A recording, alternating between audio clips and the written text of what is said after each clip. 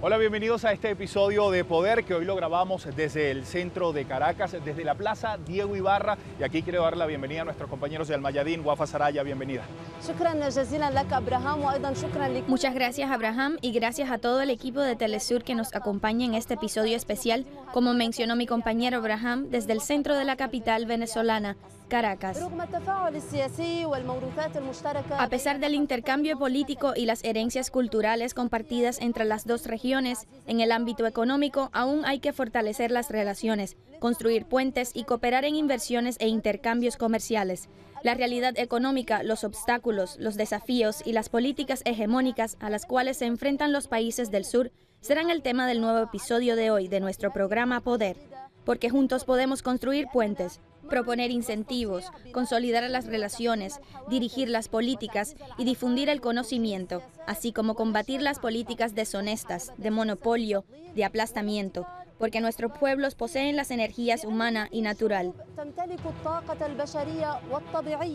Juntos podemos expandir los horizontes de nuestro futuro para mejorar nuestras sociedades y fortalecerlas ante el capitalismo salvaje que acompañó la globalización económica y la dirección central de la economía mundial a través del Fondo Monetario Internacional, el Banco Mundial, la Organización Mundial del Comercio y las compañías multinacionales que sojuzgan, matan de hambre, oprimen, monopolizan y quitan a los pueblos sus derechos.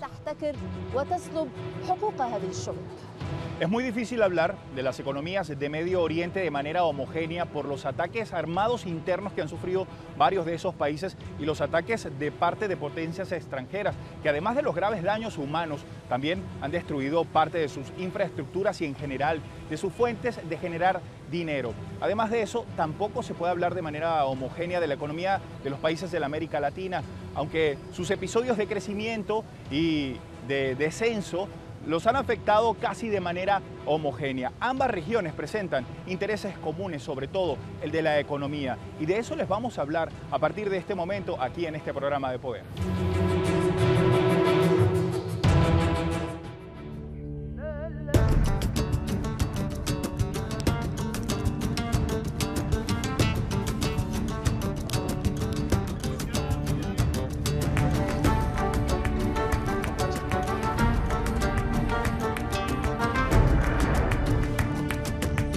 Para hablar de estos temas se encuentra con nosotros un invitado muy especial. Es un hombre libanés y venezolano que ha tenido varias experiencias dentro de la UNESCO en relación a los movimientos migratorios de hombres y mujeres árabes a América Latina y viceversa. También sobre el tema cultural. Es Raimundo Capchi, quien además es analista político y se encuentra con nosotros. Raimundo, bienvenido, muchas gracias por estar con nosotros. Abraham, muchas gracias por la invitación.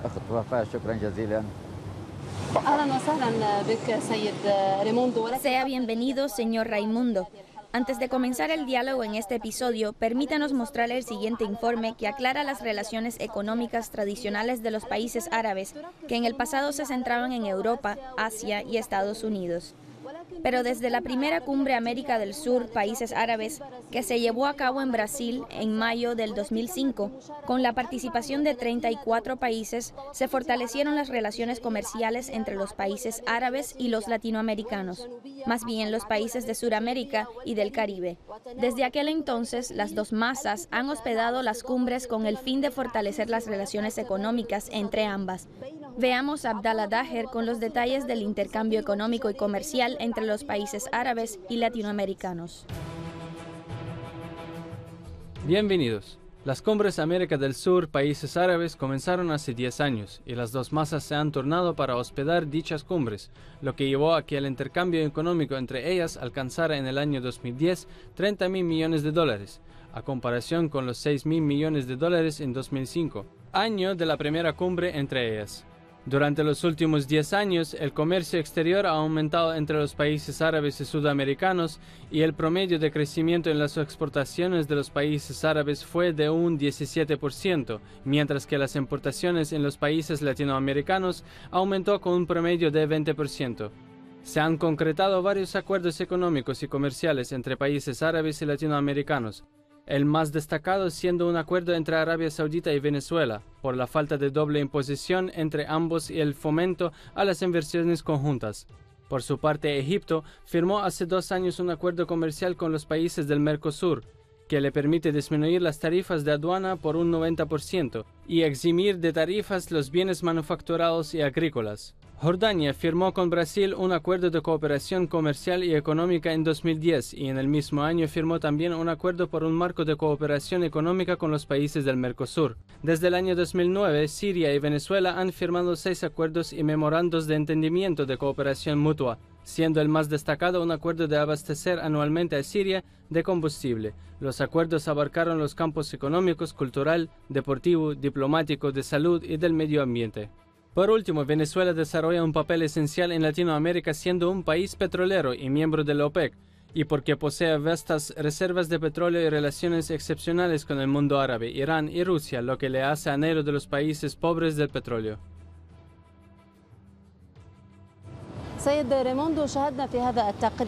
Señor Raimundo, como hemos visto en el informe, en los últimos 10 años ha aumentado el intercambio económico entre los países árabes y latinoamericanos, hasta alcanzar la cifra de 30.000 millones de dólares. ¿Es esto suficiente para las dos regiones con la mayor cantidad de materias primas y recursos naturales? Ambas regiones esperan que las cifras sean mayores. Mi otra pregunta es, ¿cuáles son los obstáculos ante estas relaciones y cooperación económica cuando lamentablemente hay una desigualdad entre países desarrollados y países emergentes? Efectivamente, hablar de este intercambio, 30.000 millones de dólares, es una suma significativa, pero en el ámbito internacional, en los intercambios entre los países y las zonas, es una suma insignificante inclusive hasta en relación al PIB de los dos grupos que casi remonta a 7 trillones de dólares. Hablar de 30.000 millones de dólares, todavía estamos en deuda con los países, con los pueblos de nuestra América y de nuestro mundo árabe. Ahora debemos entender de que a lo largo de los años, tanto los gobernantes de nuestra Suramérica como el mundo árabe inclusive tenían impedimentos ya no solo de tipo intrínseco relacionado con nuestros países por dentro, sino también inducidos por los grandes países que no les interesaba para nada que los llamados países en desarrollo, países del sur, que no vayan a tener intercambio significativo entre sus miembros. Sin embargo, el paso, yo quiero dar una información, yo siempre digo que los secretos de Chávez murieron con él.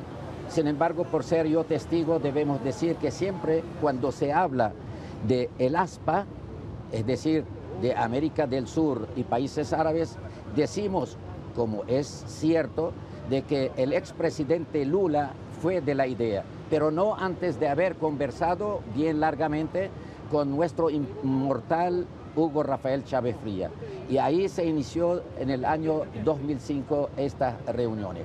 Yo creo que en los componentes políticos de nuestras zonas deben incentivar aún más ese intercambio, toda vez que tenemos potencialidad y tenemos algo que no tienen otros países. Tenemos más de 30, 40 millones de latinoamericanos que son de origen árabe o que son árabes llegados a esta tierra en los últimos tiempos. Y estos son, pudiéramos decir, como embajadores de buena voluntad. Pero hay impedimentos de otro tipo de incentivar aún más estas relaciones entre las dos zonas, que están llamadas, estas dos zonas, a tener mucho mejor relaciones, toda vez que sus componentes políticos entre sí reúnen muchos elementos, tanto América del Sur como el mundo árabe, elementos que otras zonas del mundo no reúnen. Unicidad de idioma, de una mayoría, de una religión o dos religiones, una idiosincrasia de alguna manera a través de nuestra presencia, la presencia árabe en Europa a través de España, o la de los países que han gobernado nuestro continente también lo fueron en el mundo árabe. Podemos tener mejores relaciones, pero debemos decir, hay problemas intrínsecos y extrínsecos. ¿En qué sentido? esa lejanía entre las dos zonas. Tenemos que apelar a un mecanismo de países que no están interesados en nuestras relaciones. Vale decir, el intercambio a través de los barcos, esa relación marítima, esa transportación marítima, esa transportación aérea, tiene que pasar por Europa antes de venir a nuestra zona, no obstante que el intercambio sea con un país cercano al mundo árabe como Venezuela o como países cercanos a nuestro continente como México, como Marruecos. Sin embargo, hay otros impedimentos. América Latina tiene sus propios problemas que no tienen que ver nada con el mundo árabe. Y el mundo árabe, y en especial en estos días, tiene un cúmulo de problemas que tampoco tienen nada que ver con América Latina. Y de alguna manera, cuando esa relación trasciende lo económico, lo cultural, lo científico, lo deportivo, lo educacional, etc., y apenas toca lo político, encontramos, en vez de tener puentes de entendimiento, encontramos más bien un impedimento para estrechar aún más nuestras relaciones. Bueno, y como precisamente vemos cómo se han ido históricamente involucrando las dos regiones por los puntos en común y también por los problemas comunes, la participación en organismos multilaterales también le ha dado la oportunidad a nuestras regiones de llegar y alcanzar acuerdos determinantes. Vean este trabajo. América Latina y Oriente Medio han estado vinculados hace casi un siglo. La representación latinoamericana en Oriente Medio es de 21 países, entre los que se destacan Argentina, Brasil, Chile, México y Cuba. Forman parte de la intención de establecer un diálogo, tanto político como comercial, a través de una agenda para el desarrollo económico sostenible. El Foro América del Sur Países Árabes, ASPA, iniciativa del entonces presidente de Brasil, Luis Ignacio Lula da Silva, en 2003, para impulsar el intercambio económico y comercial entre los países de la Liga Árabe y los de la Unión de Naciones Suramericanas, UNASUR, marca una nueva era en las relaciones. Para 2011, el intercambio comercial alcanzó la cifra de 41.946 millones de dólares. De esta manera, Brasil, que ha sido la economía más grande de la región durante la última década, al mismo tiempo ha sido el principal socio de los países medioorientales. En 2012 alcanzó 4 veces la cantidad de ventas del segundo mayor exportador, Argentina. Por eso representa más del 60% de las exportaciones. Colombia, por su parte, solo tiene el 2,4% de participación en la región, con 1.300 millones de dólares anuales. De acuerdo a la Cámara de Comercio Árabe de Colombia, los países de Oriente Medio son reconocidos como importantes compradores mundiales de alimentos y materias primas. Al mismo tiempo, Latinoamérica es uno de los mayores productores de estos bienes. Iniciado 2016, las expectativas de negocios entre ambas regiones siguen fortaleciéndose. Turquía, en un intento por diversificarse más allá de sus mercados tradicionales de exportación, tiene como objetivo impulsar el comercio con América Latina a más del doble para el 2023. De acuerdo a las cifras oficiales, la nación turca posee vínculos con la región por algo más de 8.000 millones de dólares. Según los datos del gobierno brasileño, el comercio entre Sudamérica y los países árabes creció un 183% en los últimos 10 años. Ahora, las relaciones afrontan nuevos desafíos, como son la crisis económica, el bajo crecimiento que presentan muchos países suramericanos y los conflictos armados de Oriente Medio.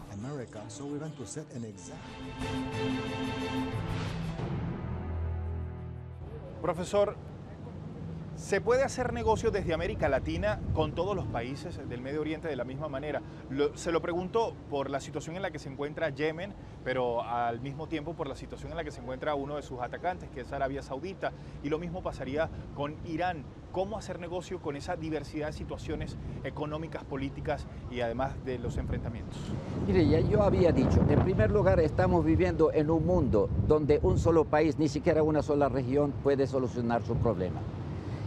Incentivar el intercambio, la cooperación, la colaboración entre los diversos países, sobre todo cuando de la parte sur del globo terráqueo se refiere, debemos ayudarnos por cuanto que las relaciones entre nuestros países se hacen con mayor fluidez y sin condicionamiento como las relaciones que hacemos con los grandes países que quieren meterse en nuestros asuntos internos como preludio o como condición sine qua non para tener relaciones con ellos.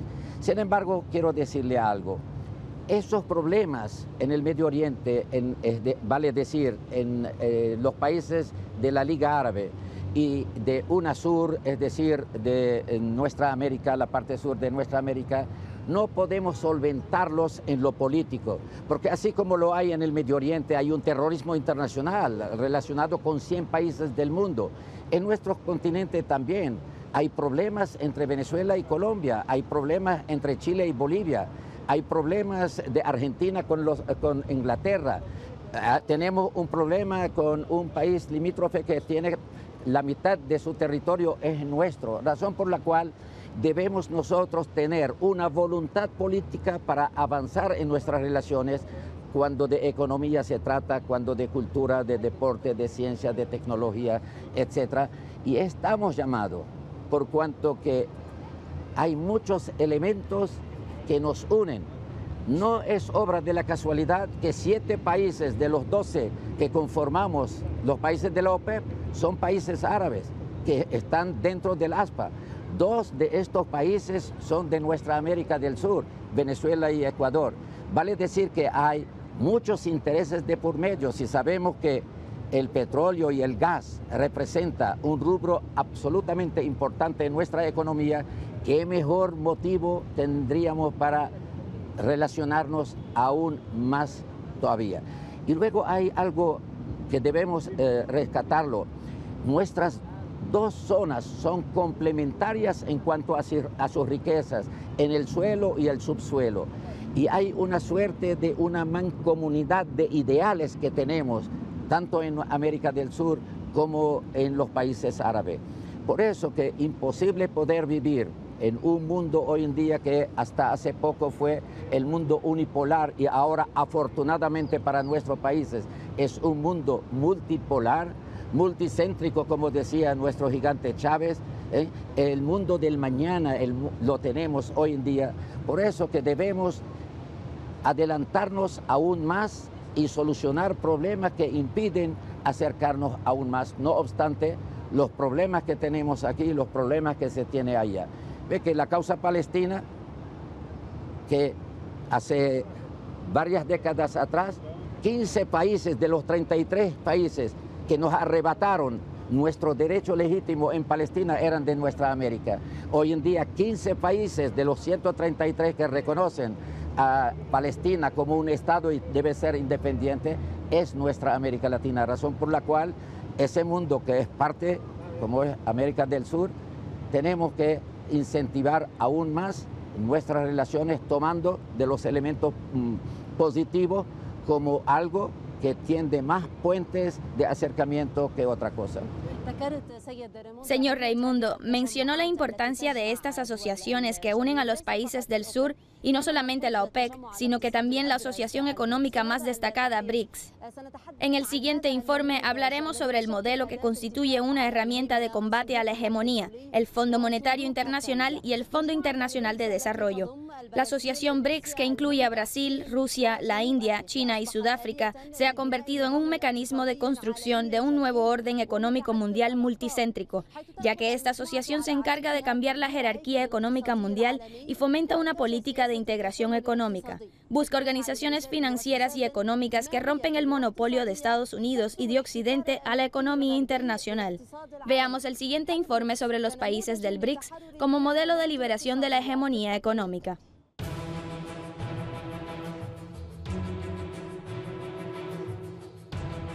Con el fin de la Segunda Guerra Mundial, comenzó el fin de la era de la ocupación directa por Occidente, que solía denominarse colonialismo, en un intento de mitigar una realidad que duró siglos durante los que los imperios europeos intentaron explotar a los pueblos del sur, robaron las capacidades económicas de sus países y designaron los distintos sectores en función de sus propios intereses. De hecho, modificó sus establecimientos económicos y deformó el equilibrio necesario para cualquier crecimiento crecimiento basado en el crecimiento humano y económico que pueda sacar a un país del estado de ignorancia. El fin de la ocupación directa no fue el fin de la explotación. Aunque las herramientas hayan cambiado, en 1944 se llevó a cabo la primera conferencia Bretton Woods, que formó el Banco Mundial y el Fondo Monetario Internacional, dos instituciones internacionales que se ocupan de la estabilidad financiera en el mundo y el crecimiento de los países miembros. Eso fue lo anunciado aquel día, pero las prácticas fueron distintas y demostraron que se utilizaban como nuevas herramientas para controlar las riquezas de los países del sur, como el mundo árabe en el este y los países de Latinoamérica en el oeste. Pueden citarse muchos ejemplos que exponen la falsedad de los objetivos anunciados. En 2005, Irak acudió al Fondo Monetario Internacional para obtener ayudas económicas. El acuerdo incluyó una condición: lograr la ley de petróleo antes del fin del 2006, lo que garantizó la entrada de compañías extranjeras dándoles incentivos financieros. Antes de eso, el Fondo Monetario Internacional había intervenido en los asuntos internos de Venezuela y apoyó el golpe del 2002 contra el presidente fallecido Hugo Chávez. La historia compartida de los países del sur y sus tribulaciones semejantes los llevaron a cooperar y unificar sus esfuerzos. Hubo varios intentos y diversas alianzas, la más destacada de las cuales es la asociación BRICS, Brasil, Rusia, la India, China y Sudáfrica, países que se unieron en contra de la hegemonía occidental a la economía mundial. Para lograr sus objetivos, trabajó para llevar a cabo reformas en las instituciones financieras mundiales de Bretton Woods, lo que disminuyó la hegemonía de Occidente en la toma de decisiones. Por otro lado, BRICS fundó el nuevo Banco de Desarrollo y el Fondo de Reserva, instituciones que obran con el fin de fortalecer los lazos de cooperación sur-sur y con el objetivo de liberar economías explotadas durante siglos por la hegemonía de los países de Occidente del Norte. Los resultados representarán el aprendizaje.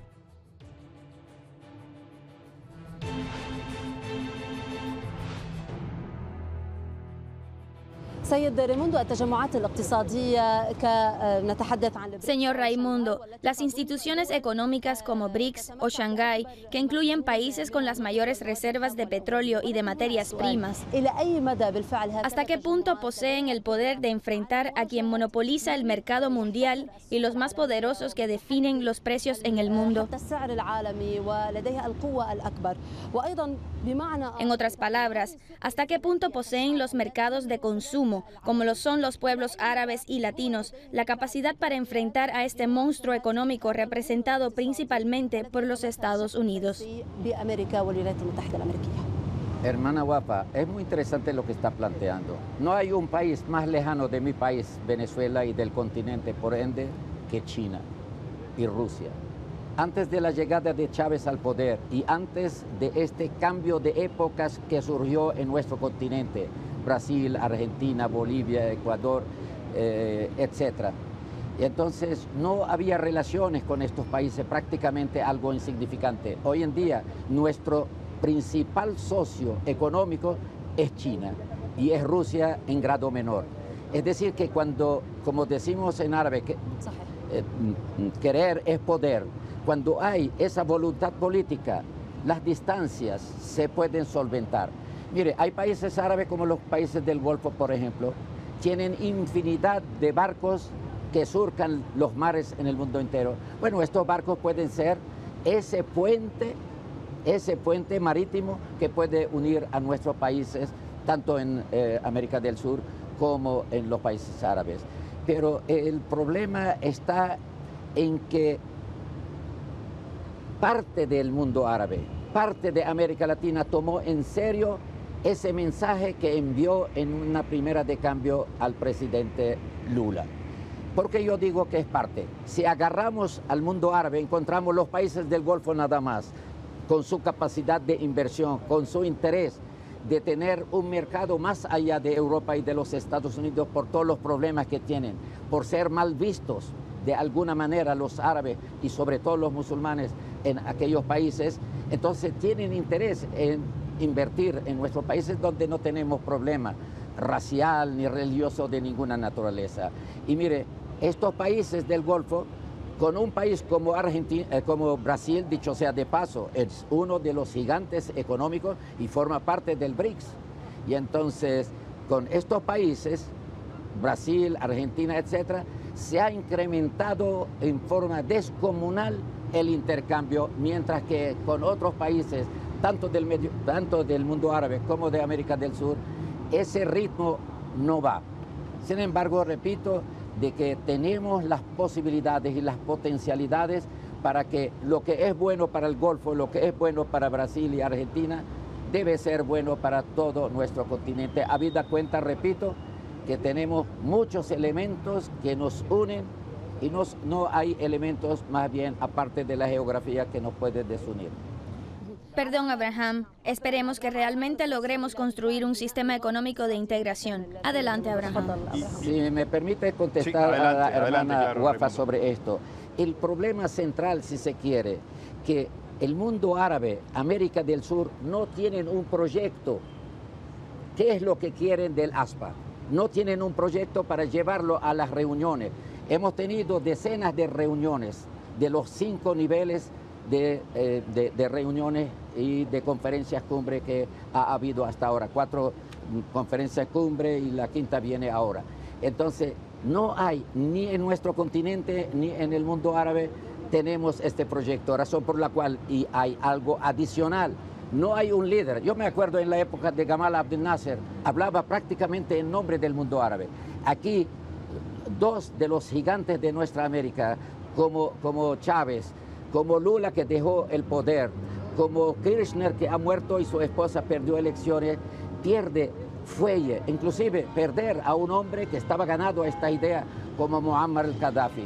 Y si uno liga por qué está pasando todas estas cosas en el mundo árabe, necesariamente tenemos que recoger que estas son cosas inducidas por los grandes países para separarnos y no permitir nuestra unión.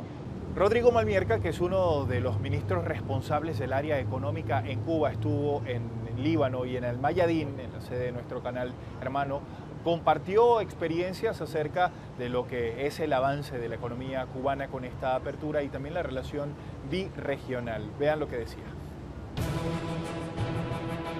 Tomamos un paso hacia la dirección correcta, que fue la confesión del gobierno de los Estados Unidos y el presidente Barack Obama en persona de que la política del bloqueo e intentos de aislar a Cuba ha fracasado.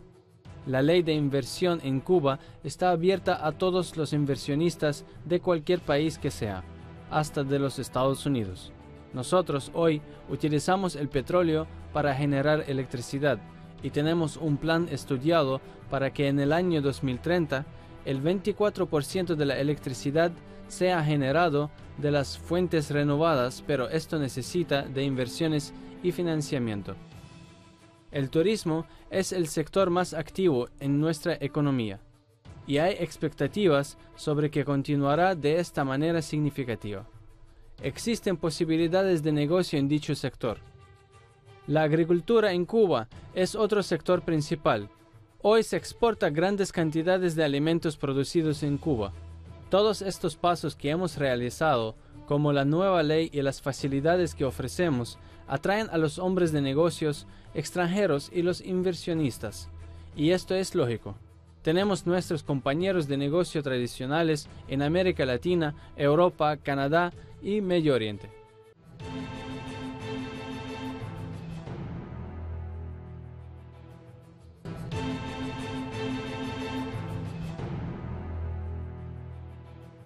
Bienvenidos nuevamente a este episodio especial de nuestro programa Poder, que les traemos desde el centro de la capital venezolana, Caracas.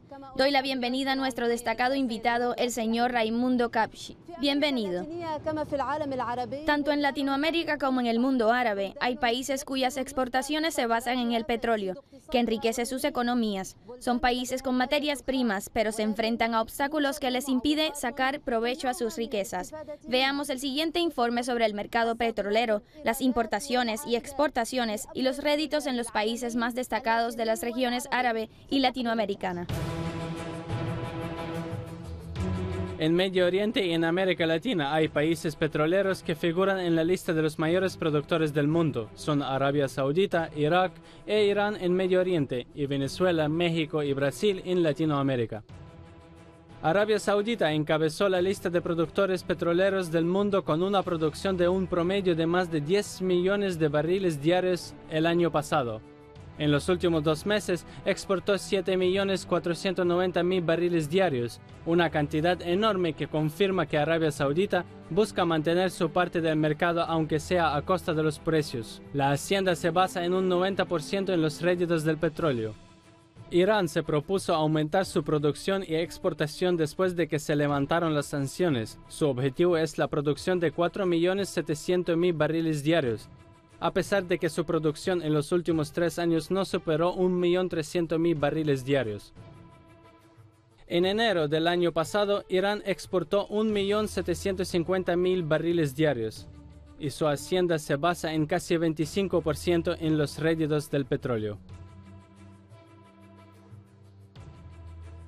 Irak produce un promedio de más de 4 millones de barriles diarios y su objetivo es aumentar la producción este año.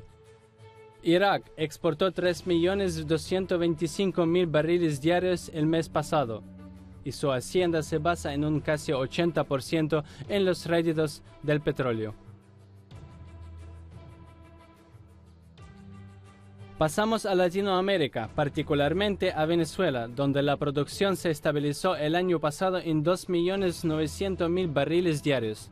Las exportaciones fueron de unos 2 millones de barriles diarios. La hacienda en Venezuela se basa en los réditos del petróleo en un 23,5%.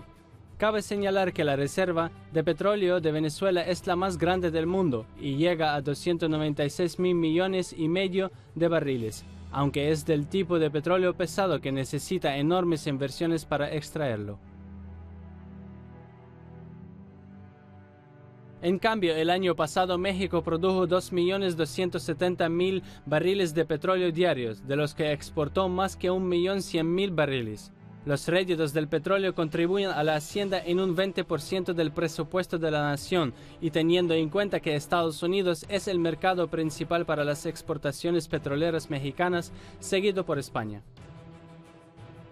Finalmente, Brasil produjo el año pasado 2.128.000 barriles diarios, sobrepasando la meta definida por la empresa petrolera estatal Petrobras.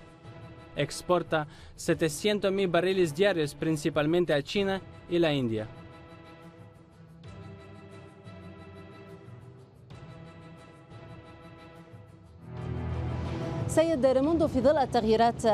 Señor Raimundo, tras los cambios económicos en todo el mundo, particularmente al perseguir la política de apertura económica, ya sea en los países capitalistas o en los socialistas, como el libre comercio y la apertura de las economías a la inversión extranjera, ¿puede decirse que esta apertura económica es un paso hacia el crecimiento o es un cementerio para los recursos naturales que poseen estos países?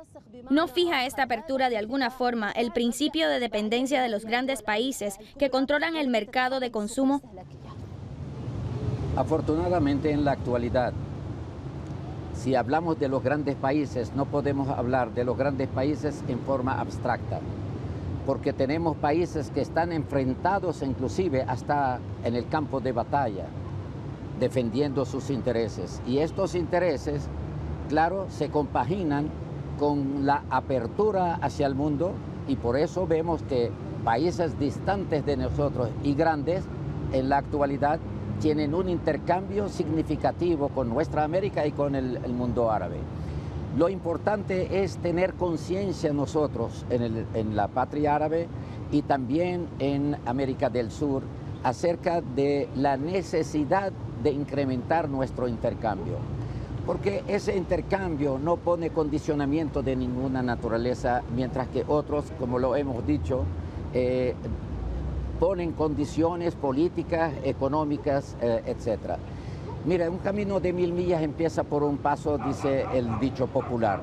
Y ya nuestros países, en su acercamiento, en su colaboración, en su cooperación, han dado muchos pasos, no obstante todas las circunstancias adversas imperantes en el Medio Oriente y también en nuestra América.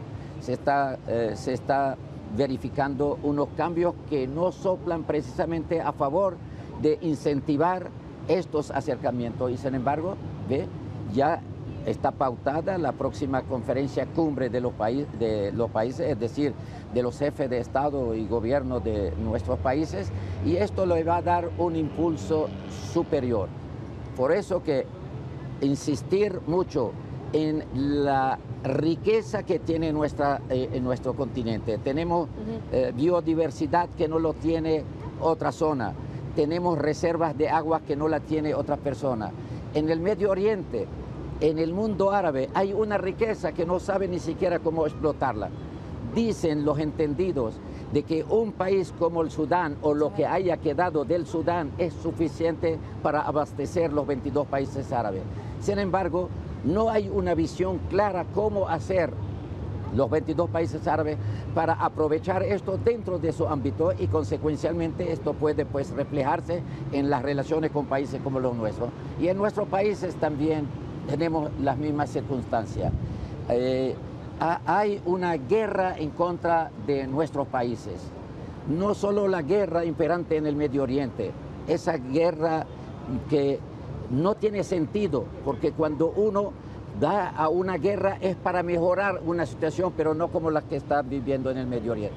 Y hoy en día tenemos una suerte de casi una regresión en lo político en algunos de nuestros países, también por obra y gracia de quienes manejan la política internacional y quienes se sienten afectados por el surgimiento del BRICS, que tú muy bien lo hayas señalado, como también de los gobiernos progresistas como los nuestros de nuestra América, y tender un puente de entendimiento con una zona que siempre tiene casi el 70% de las reservas petroleras internacionales, tiene alrededor, conjuntamente con nuestra América, tiene alrededor del 31% de las reservas gasíferas. Todo esto nos llama a cerrar más filas, porque en muchos de nuestros países esta es su riqueza, razón por la cual en otros rubros de la economía también debemos tener la voluntad política para empujarla hacia adelante. Y en cuanto a las inversiones, no hay países que tienen una capacidad inversora mayor que los países del Golfo. Los países del Golfo, que son seis países del Golfo, y perfectamente bien pueden destinar una buena parte de sus inversiones en nuestro continente. Razón por la cual no debemos tener ni la decepción, ni siquiera pensar en negativo, en seguir el paso que se dio en el 2005 en Brasilia. Raimundo, y precisamente sobre la negativa de Arabia Saudita de reducir su cuota de producción dentro de la OPEP. Es un tema que definitivamente es un elemento que pesa en estas relaciones internacionales, y además esta posición de Arabia Saudita contradice lo que ha hecho la OPEP regularmente cuando se busca regular los precios del mercado. Eso hace pensar que el petróleo pudiera ser utilizado como un arma de presión de nuestras economías. Si queremos ver este trabajo, véanlo con mucho cuidado. La OPEP logró pactar en 2008 un recorte a su producción para recuperar los precios que habían descendido de $145 en julio de 2008 a $40 para diciembre de ese año. A partir de entonces el barril OPEP se ubicó muy por encima de $100 hasta que en 2013 Estados Unidos inundó el mercado petrolero a través de la técnica fracking e inicia un declive con mínimos históricos en los últimos años. En 2015 el barril promedió $49 y en marzo de 2016 promedió $29,72 el barril. Ante esta situación, la OPEP ha intentado acordar un recorte a la cuota de producción que se ubica en 30 millones de barriles diarios y representa 40% de la producción mundial. Arabia Saudita, con 10 millones de barriles diarios, el mayor productor de crudo en la actualidad, es el principal detractor de un recorte a la producción para elevar el bajo precio del petróleo, inducido por Estados Unidos y sus aliados. Es oportuno señalar que el Reino de Arabia Saudita es un aliado estratégico de la Casa Blanca en el Golfo Pérsico, donde se encuentra el 60% de las reservas de crudo del mundo. Un precio bajo del barril de petróleo permite a Estados Unidos y a la propia Arabia Saudita agredir a las economías de sus adversarios en la región del Golfo Pérsico, como es el caso de Irán, cuarta mayor reserva de crudo del mundo y con más del 60% de sus ingresos provenientes de la exportación de petróleo. De hecho, Irán, inmerso en un proceso revolucionario, fue objeto de ataques desde 2012, cuando Occidente, con Estados Unidos a la cabeza, utilizó como excusa el programa nuclear iraní y le impuso fuertes sanciones económicas, las cuales le fueron levantadas recientemente. Sin lugar a dudas, estos bajos precios representan la continuación de las agresiones a la economía de este país. En el caso de América Latina, Venezuela, al igual que Irán, inmersa en la lucha histórica por su soberanía, está en el ojo de los halcones del Pentágono. La renovación en 2016 de la orden ejecutiva de Obama, que califica a este país suramericano como una amenaza para la mayor potencia bélica del planeta, lo ratifica. Sin embargo, bien lo sabe Washington, que una patada al barril de petróleo es un duro impacto para Venezuela. La guerra económica a través del petróleo, además de Irán y Venezuela, se ha extendido hasta Rusia, país petrolero sobre el que pesan desde 2014 sanciones económicas impuestas por la Unión Europea y su rival histórico, Estados Unidos.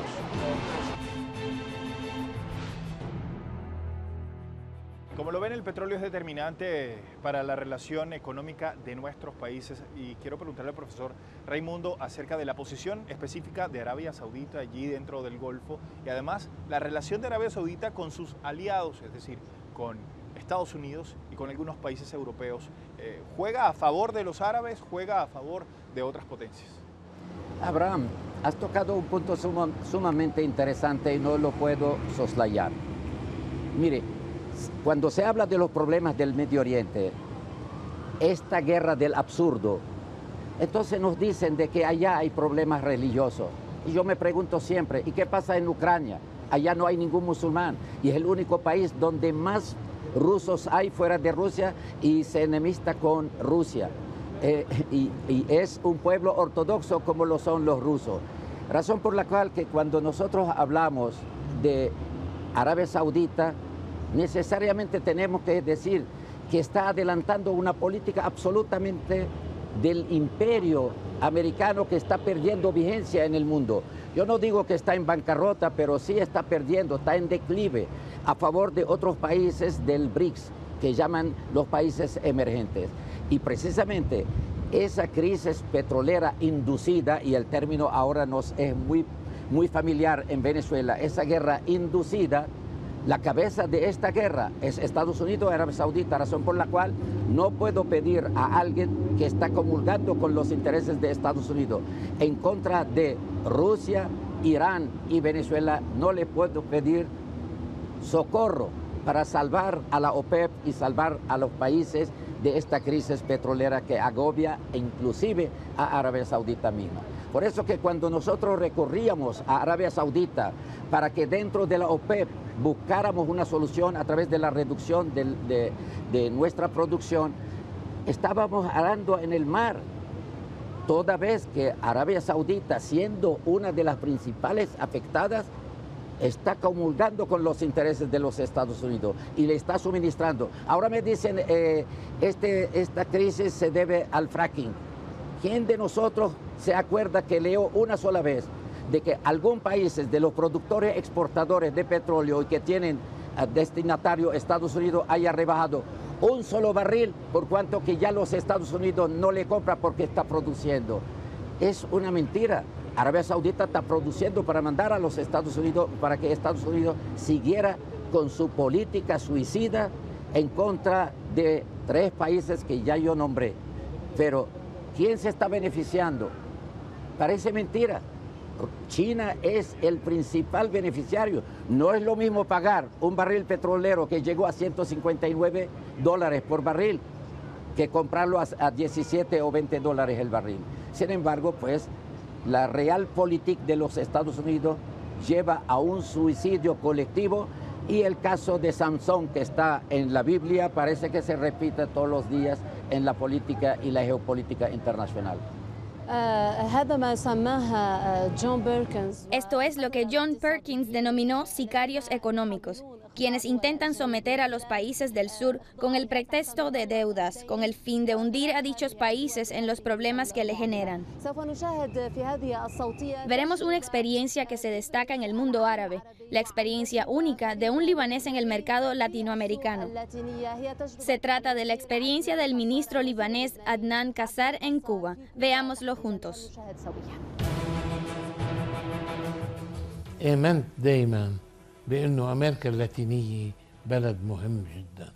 Siempre creí que Latinoamérica es una región sumamente importante, donde hay varios campos de cooperación e intercambio a todos los niveles, ya sea el económico, el científico o el tecnológico. Hoy existe una cooperación política y un intercambio de puntos de vista mediante delegaciones. Pero creo que aún no hemos alcanzado el nivel al que aspiramos llegar, que es el que nos permite invertir en todos los sectores. Existe una paridad entre Latinoamérica y el mundo árabe, ya que ambos producen petróleo y poseen metales importantes. El ámbito agrícola es sumamente importante. El campo en Latinoamérica conforma un 20% de su producción y poseen muchos expertos. La inversión hoy en Latinoamérica es buena y debemos tomar la iniciativa e ir a visitarla y explorarla. Es necesario que no nos limitemos a importar de estos países. Debemos también invertir, y las inversiones son prometedoras. En la Federación Árabe de Cámaras Comerciales, mostramos mucho interés en las reuniones con los empresarios. Tenemos una Cámara de Comercio Argentino-Árabe y una Cámara Árabe Brasileña, además de buenas relaciones con México y otros países. En 1985, es decir, hace 30 años, visité Cuba. Ahí conocí las capacidades y vi un país amigo que trae a la mente el recuerdo de Andalucía. Los españoles vivieron ahí durante 450 años y trasladaron el ambiente andaluz a Cuba. Es un país bellísimo, amable y abierto, con ámbitos positivos y colectividades árabes. Es necesario ir, invertir y beneficiarse, y al mismo tiempo beneficiar a nuestros hermanos que nos quieren y nos cuidan. Después de haber escuchado estas palabras del ministro Kassar, les queremos presentar otro material que hemos preparado para ustedes. En un mundo donde las guerras han adquirido distintos matices, la capacidad bélica de una nación es un factor protagónico al momento de evaluar las amenazas que se ciernen sobre regiones como el Golfo Pérsico o la América Latina, donde subyacen intensas cantidades de yacimientos de petróleo. Vean esto. Debido a las reservas de crudo en el Medio Oriente, esta región es estratégica para las potencias occidentales, encabezadas por Estados Unidos, nación que dejó claro ante la comunidad internacional su injerencia en esta zona del mundo. Estados Unidos, con cerca de 1000 bases militares en el planeta, tiene presencia en prácticamente todos los países del Golfo Pérsico, excepto Irán y Siria. También tiene la Quinta Flota, la cual consta de 5 portaaviones, 6 buques de asalto, con escoltas y buques de suministro y todos los componentes de la Fuerza Conjunta Aire-Tierra. Su misión declarada es proteger los intereses de Washington en el Mar Rojo, el Golfo Pérsico, el Golfo de Adén y el Golfo de Omán. Sustentado en la máxima norteamericana que reza Estados Unidos no tiene amigos sino intereses, la industria militar es una prioridad En 2015, el presupuesto militar de este país alcanzó la suma de 598 billones de dólares y superó en más de 300% el de salud, 60 billones, o el de educación, 70 billones de dólares. Al igual que en el Golfo Pérsico, Estados Unidos, basado en la histórica doctrina Monroe y el corolario Roosevelt, se autocalifica de manera arbitraria para intervenir en cualquier país de la región si sus intereses se ven en peligro. Es oportuno recordar que América Latina suministra el 25% de todos los recursos naturales y energéticos que necesitan los Estados Unidos. Posee 30% de las reservas de cobre, bauxita y plata, 24% del petróleo, 8% del gas y 5% del uranio. Sus cuencas acuíferas contienen el 35% de la potencia hidroenergética mundial. Para proteger en esta región lo que el Ministerio de Guerra estadounidense, conocido como el Pentágono, considera suyo, ha desplegado más de 30 bases militares en la región y activó la Cuarta Flota, con dotación similar a la desplegada en el Golfo Pérsico, que según un informe oficial servirá para mostrar el compromiso que tiene este país con sus intereses en la región.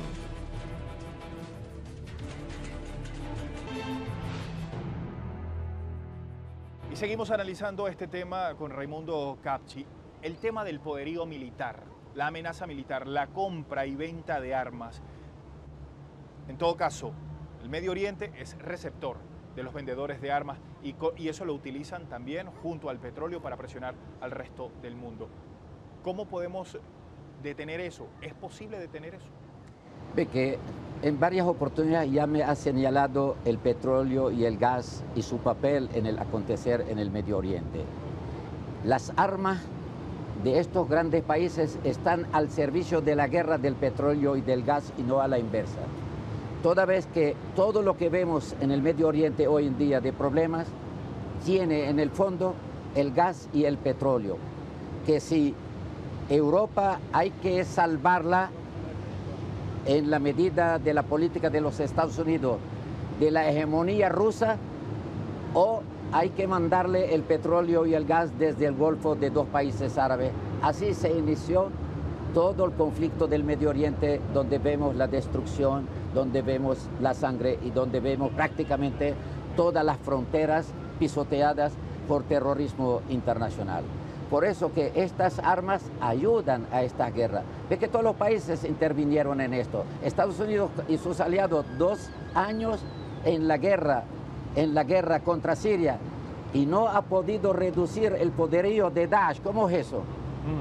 No lo ha podido vencer en Irak en 10, 12 años. ¿Cómo es eso? Porque no tiene interés. Mira, la participación rusa legítima a petición del gobierno de Siria, legítimo, y en base al derecho internacional, en 6 meses logró lo que Estados Unidos y todos sus aliados no lograron en 2 años. Eso debe significarnos algo, de que quien de verdad quería luchar contra el terrorismo lo ha logrado. Liberó a más de 10.000 kilómetros cuadrados, liberó a 400 pueblos y ciudades, lo que no lograron los americanos. ¿Por qué? Porque aparte de apoyar a quienes desataron esta guerra en el Medio Oriente, en los países árabes, aparte de esto, ellos están utilizando y probando sus armas sofisticadas a ver si son buenos o no. Y otros países del Golfo que tienen mucho dinero adquieren armas, no sabemos para qué, porque históricamente tenemos a Israel con su expansionismo, con su política en contra de todos los pueblos árabes, nos enseñaron que es el enemigo. Y hoy en día vemos que si Irak, que si Hezbollah, que si Siria, que si Libia, y todo esto es falso. El problema está en el petróleo, está en el gas y de los intereses de la Europa, de los Estados Unidos, en otras palabras, de los países de la OTAN. Y a pesar de estos problemas, los pueblos parecen tener la voluntad de acercarse, tanto los de Medio Oriente hacia América Latina y viceversa. Raimundo Capchi, muchísimas gracias por su tiempo, para Telesur, también para Al Mayadin, para Poder. Muchas gracias a usted, señor Raimundo, y a ti, Abraham. Y gracias por todo el esfuerzo del equipo de Telesur en este episodio. Hasta la próxima. Muchas gracias por haber estado con nosotros. Hasta la próxima. Chao.